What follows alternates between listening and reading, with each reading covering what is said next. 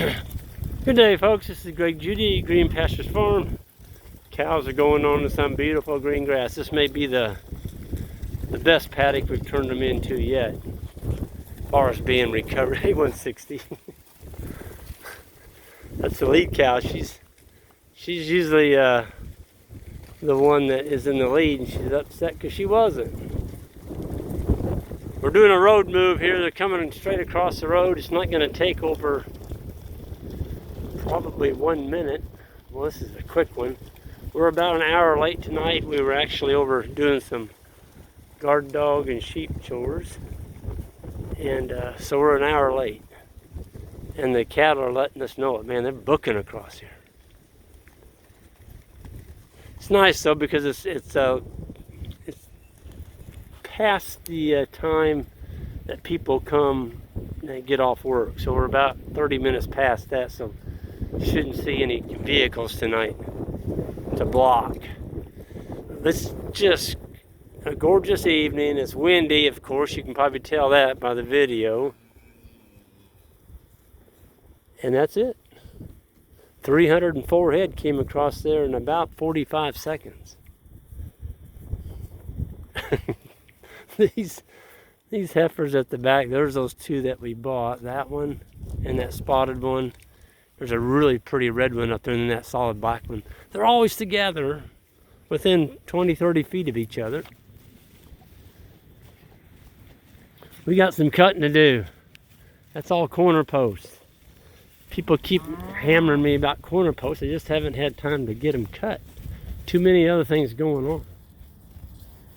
But we're gonna get some of those cut here probably in the next couple of weeks. There's about, let's see, there's 1, 2, 3, 4. There's 4 acres in this paddock tonight, and these are some really, really thick. This grass here is probably a foot tall. There's some corner posts, but there's orchard grass, there's fescue, there's clover, both red and white, and there's quite a bit of bluegrass up already. It actually beat the fescue up.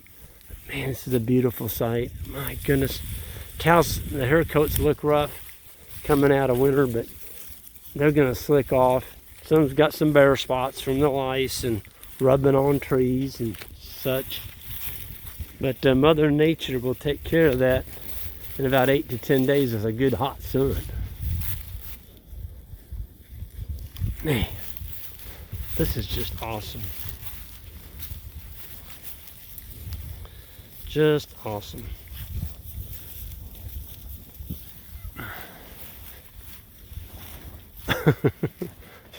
They're liking that clover.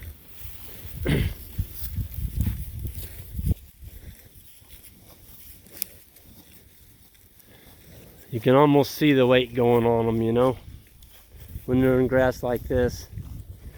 It doesn't get any better than this as a grazer. It's the end of March. This is the 31st, the last day of March, and we're grazing now. So we held them back, and we're being paid back now for them. And this grass here, my gosh, that's up to my, halfway up my elbow there, to my elbow. So it's about 12 inches, and it's got some really good dry matter still left in there. So our cow paths, we noticed the cows are getting a little bit of dry with the green. Beautiful cow paths. If you didn't have any of that dry matter in there, folks, it wouldn't hurt if you threw out a couple flakes of hay just on this real spring fleshy grass. It would really help them. If your cow's tails are dripping, in other words, they got a lot of moisture and they're having a hard time making a decent cow path that stacks up, they're real flat and they kind of smell and they're kind of black looking, you really need to put out something dry. Put out, you know, if you got, let's say 20 cows or whatever, just put out about 4 or 5 flakes of high quality square bale out there, and those cows will eat that. Just enough that, you know, to kind of get their stomach settled, and they'll actually make some good out of that real lush spring grass. We're in Cadillac right now. We don't have to do that because this hasn't been grazed since October. So we've got all that stockpile that we stockpiled last fall, that dead stuff, and then the green is growing. See, it's coming right up amongst it. See all that? That's coming up through that litter. Oh my gosh, look at all that. That's all earthworm castings.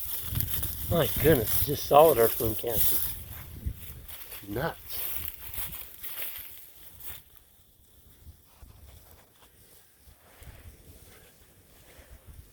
There's the old windmill. That's actually a deer stand. Used to be a cable ride. There was a cable in there. And you climbed that tower and you jumped on that cable and went flying down through that valley. You could let loose when you got over the top of that pond if you wanted. It was quite a ride, I guess. I never went on it. I'm guessing it was pretty fast from what my brother-in-law said.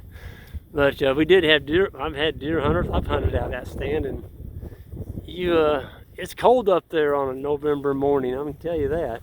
There's nothing to break the wind.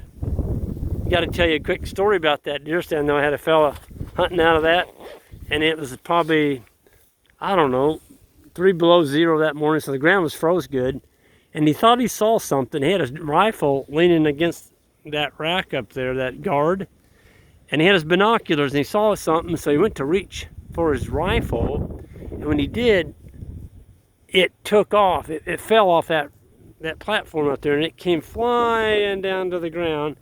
And it was about a $2,000 scope and rifle setup.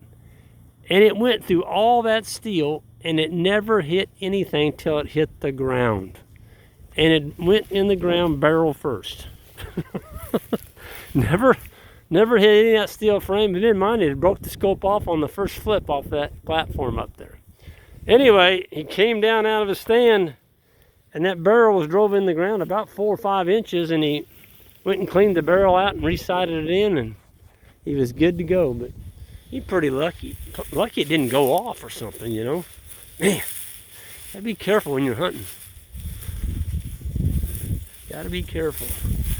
Golly, these animals are just absolutely in heaven tonight. You know, you make it through the winter time. 3 weeks ago, whatever it was, a month ago, it was 25 below, and we knew that was wind chill. We knew something like this was coming at us. You just have to make it through to the good times, and that's what makes you appreciate the good times when you go through some bad. Tonight, it froze last night. Our water hose had ice in it. And tonight it's going to freeze. It's going to get down to 26. But here's the silly thing. Ben, he's pretty sharp on that weather. He kind of went through some of that stuff in college, and he keeps a sharp eye on it. He's got a couple channels he watches. And he's saying that the forecast for next week is going to possibly hit 92 degrees. So here we are, 26 tonight, and it'll be 92 next week. So only in Missouri. That's just... with a factor of 7 days, you go from 26 to 92. That's just a lot of change right there. But it's going to be nice to see these cattle put on some condition, get rid of the floppy looking hair on them, and slick off, just slick as a button, which they will do. And we're going to be in high heaven here in just a very short time. But we split this paddock in two in the morning. You see that wire over here. They're going to be rolling that wire. We'll roll that wire up in the morning and give them the other half. And it's the half that's got the 2 new ponds in it. We've already got those fenced off. And those 2 new ponds were built last fall. And they're about 3/4 full. And then we got the cigar pond. I call it the cigar. Kind of shaped like a cigar. This is just a mud hole. It wouldn't even hold any water. Step on it and not get shot. And Johnny came in and dug this out. He was on it about, I don't know, about a day, because it had a lot of brush on the back of it. He had to push a bunch of trees out. that were dead. There were some dead trees back there, and there was nothing back there that was any good. But the mud, big old pile of mud back there, but it's dried now. So we'll be able to spread that out here, oh, probably later this summer. But that pond caught a lot of water just from being built this fall. I would say a couple more big rains, it'll be going out that spillway. So we just took a mud hole and made a water source out of it. And we strawed it, you know, got a good stand of grass growing on the dam. That's the one we'll probably put a rock skirt on. This is a small enough pond, I didn't put a pipe in it, it just didn't. And I'm kind of falling in love with these rock skirts. They're just so much easier to put in, and they're cheaper actually than a tire tank. A whole lot easier to put in. But this wind is just getting with it, and I'm trying to do my best to use my little vest here to block the wind so you can hear kind of what I'm saying. I know a lot of y'all say I need to mic up, but you know, when I make a video, I'm out here moving the cows. I don't have my Go mic. So I just go with what I got. It's more natural that way. Everybody tells me don't change a thing, so I guess if it bothers you, you don't just have to apologize for it. I'm sorry, but this is the way it is.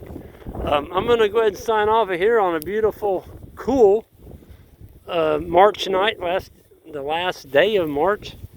And we're looking forward to April and more of this weather coming at us. And I think the snow and the ice is possibly behind us now, so we're fortunate for that. Everyone have a good one, and hit that subscribe button on the way out. And if you would, you hit that little symbol, looks like a bell. You'll get notified every time I drop a video here. Anyway, y'all have a good one. We'll see y'all down the road.